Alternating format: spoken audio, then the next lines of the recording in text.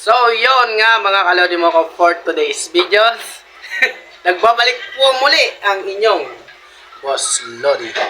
So, yan nga no, guys. Napapansin nyo ba itong suot-suot ko na to? Papansin nyo?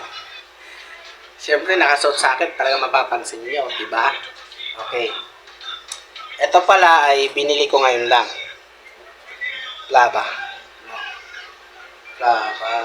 At ito yung kanyang box. Ito yung kanyang box.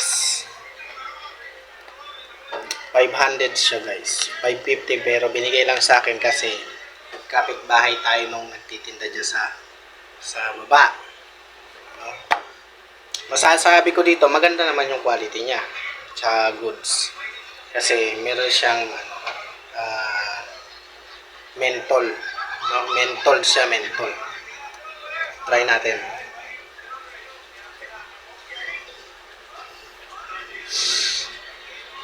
Pwede na rin. Mag-hit-hit buga muna tayo. No? Kasi ito malakas daw to sa baga makasira. Ha? Malakas daw to sa baga makasira. Ang gagawin natin, hit-hit buga na lang. Kumbaga para may magawa lang yung bibig natin. No? Ulitin natin.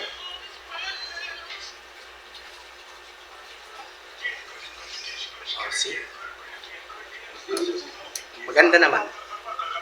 At saka tamang-tama lang din gamitin. Ano? So, ito ay talagang masasabi kong comfortable siyang gamitin. So, ito si Plaba, guys. Maganda to. Magandang model to kasi napapanood ko to sa mga vlogger, no? Siyempre, vlogger tayo. Hindi tayo magpapahuli. Tigman mo, be.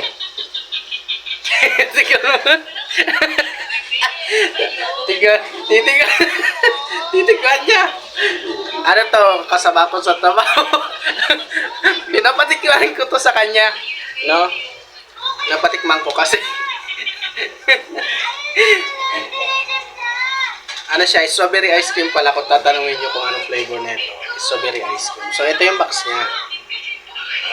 Pangalawang beses pakita ko na to. Ito yung box niya. So, yan. Maganda siya, guys.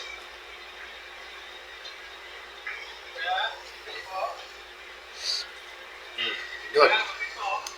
At hititbuga muna tayo. Kasi ito, medyo ninenervyos ako dito.